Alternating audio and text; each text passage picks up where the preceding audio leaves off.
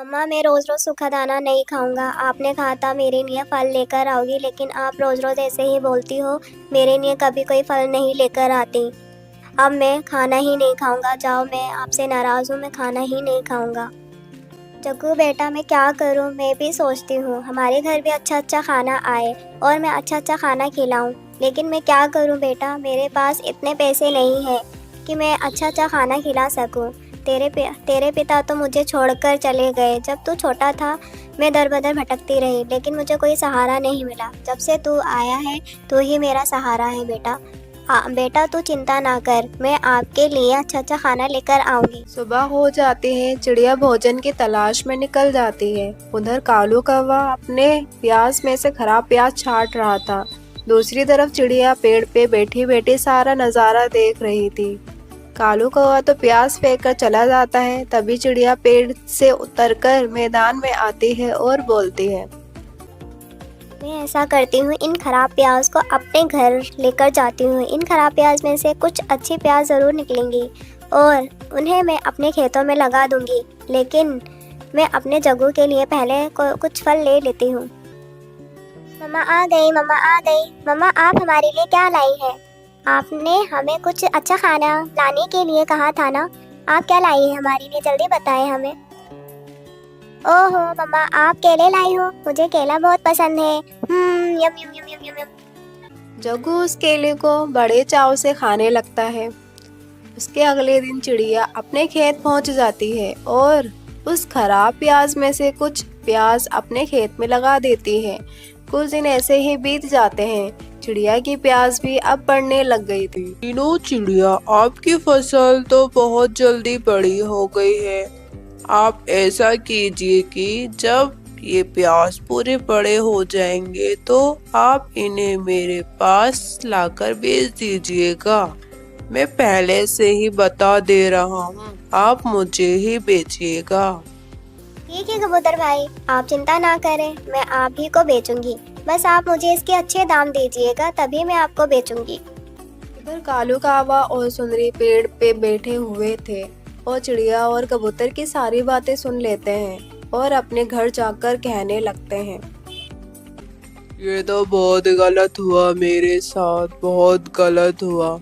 मैंने सड़े गले प्याज फेंके थे, लेकिन मुझे क्या पता था वे बेगारन चिड़िया मेरे प्याज से खेती कर लेगी और वे चिड़िया तो सस्ते दाम में प्याज को बेचेगी और उसके सारे प्याज बिक जाएंगे। मैं तो थोड़ा महंगी बेचता हूँ, ऐसे में मेरे प्याज तो कोई खरीदेगा ही नहीं। सुंदरी मैं तो बर्बाद हो गया, अब मैं क्या करूँ। कालू जी आप चिंता ना करें, मेरे दिमाग में एक खतरनाक आइडिया आया है। मैं आपको ये आइडिया बता रही हूँ, ध्यान से सुनिएगा।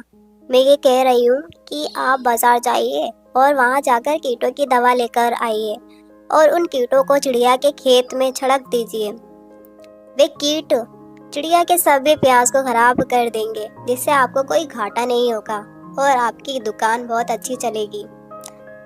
अगले दिन कालू कौवा ऐसा ही करता है। वो बाजार जाकर कीट खरीद लेता है और चिड़िया के खेत में छिड़क देता है।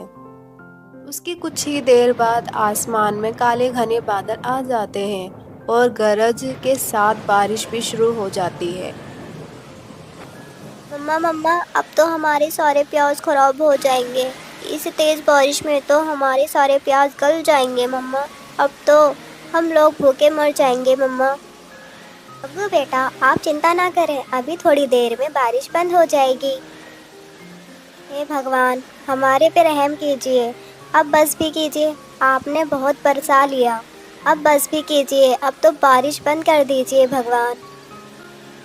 कालू जी, ये तो बारिश बढ़ती ही जा रही है। अब तो हमारे खेत के सारे प्याज गल जाएंगे। अब आप क्या करोगे कालू जी? सुंदरी, तुम बात तो तुम्हारी सही है, लेकिन मुझे इसी बात की खुशी है, मेरा खेत तो ऊपर है और चिड़िया का खेत मुझसे नीचे है, इसलिए सबसे ज्यादा पानी उसके खेत में लगेगा और उसकी फसल ज्यादा खराब हो जाएगी। मैं कल जाकर अपने खेत का पानी खोल दूंगा और चिड़िया का खेत और भर जाएगा पानी से। उसके अगले दिन जब चिड़िया अपने खेत पे पहुंचती है तो देखती है कि चारों तरफ पानी ही पानी भरा हुआ है। हे भगवान, मेरे तो सारे प्याज पानी में मिल गए। अब मैं क्या करूं? भगवान, अब मैं क्या करूं? चिड़िया बेचारी बहुत दुखी होती है और वह चुपचाप पेड़ पे बैठ जाती है।